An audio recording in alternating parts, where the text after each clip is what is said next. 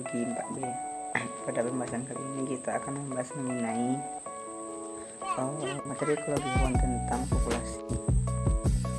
Pokok pembahasan pertama ialah kelimpahan dan kerapatan populasi. Kelimpahan dari suatu spesies definisikan sebagai jumlah individu per kuadrat, dan kerapatan adalah jumlah rata-rata spesies per kuadrat. Jumlah individu dalam populasi hewan, jenis maupun apapun, tidak ada yang selalu konstan. Kelimpahan populasi akan sejalan dengan waktu dan akan mengalami perubahan, baik itu peningkatan ataupun penurunan. Dalam ekosistem, suatu populasi hewan tertentu memiliki pola sebaran tersebut dengan distribusi.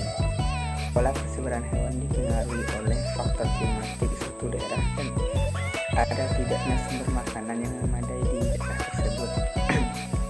Adapun pola sebaran atau distribusi hewan digolongkan ke dalam 3 macam pola, yaitu distribusi agregat atau berkelompok, random atau acak, dan uniform atau seragam. Kerapatan populasi adalah ukuran besar populasi yang berhubungan dengan satuan ruang atau area, yang umumnya diteliti dan dinyatakan sebagai jumlah atau cacah individu dan biomasa per satuan luas, per satuan isi atau volume, atau per satuan berat medium lingkungan yang ditempati. Misalnya, 50 individu tikus sawah per hektar, 300 individu karatela sp atau zooplankton per meter kubik air, 3 ton udang per hektar luas permukaan tambak, atau 50 individu afik kutu daun per daun. Pengaruh populasi terhadap komunitas dan ekosistem tidak hanya tergantung kepada jenis apa dari organisme yang terlibat, tetapi tergantung kepada jumlah atau kerapatan populasinya. Kadangkala penting untuk membedakan kerapatan kasar dan kerapatan ekologi atau kerapatan unspesifik. Kerapatan kasar adalah kerapatan yang didasarkan atas kesatuan ruang total, sedangkan kerapatan ekologi adalah kerapatan yang didasarkan atas ruang yang benar-benar atau sesungguhnya ditempati atau mikrohabitat. Contoh, kerapatan afik atau kutu daun per pohon dibandingkan dengan kerapatan afik per daun. Lebih lanjut, kerapatan populasi suatu hewan dapat dinyatakan dalam bentuk kerapatan mutlak atau absolut dan kerapatan nisbi atau relatif. Pada penafsiran kerapatan mutlak diperoleh jumlah hewan per satuan area, sedangkan pada penafsiran kerapatan nisbi hal itu tidak diperoleh, melainkan hanya akan menghasilkan suatu indeks kelimpahan atau lebih banyak atau sedikit lebih berlimpah atau kurang berlimpah. Itu saja.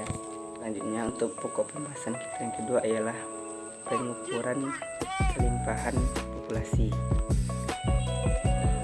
Nah, besarnya populasi suatu spesies hewan yang bergerak seperti ikan, burung, dan mamalia kecil dapat diduga dengan menggunakan metode capture and capture atau menangkap dan melepaskan kembali. Terdapat beberapa metode capture and capture antara lain. Yang pertama ialah metode Lincoln-Peterson. Metode ini pada dasarnya menangkap sejumlah individu dari suatu populasi hewan, kemudian dilakukan penandaan pada hewan yang tertangkap dan dilepaskan kembali dalam periode waktu yang pendek. Setelah beberapa hari dilakukan pengambilan dan penangkapan kedua terhadap sejumlah individu dari populasi yang sama. Dari penangkapan kedua ini lalu diidentifikasi individu bertanda yang berasal dari penangkapan pertama dan individu yang tidak bertanda dari hasil penangkapan kedua. Dari 2 kali hasil penangkapan dapat diduga kelimpahan populasi. Kemudian yang kedua ada metode Schnabel. Pada metode ini penangkapan, penandaan dan pelepasan kembali hewan dilakukan lebih dari 2 kali untuk setiap periode samping. Semua hewan yang belum bertanda diberi tanda dan dilepaskan kembali. Itulah pembahasan materi ekologi hewan mengenai populasi dari saya. Mohon maaf jika ada salah, banyak maaf. Assalamualaikum warahmatullahi wabarakatuh.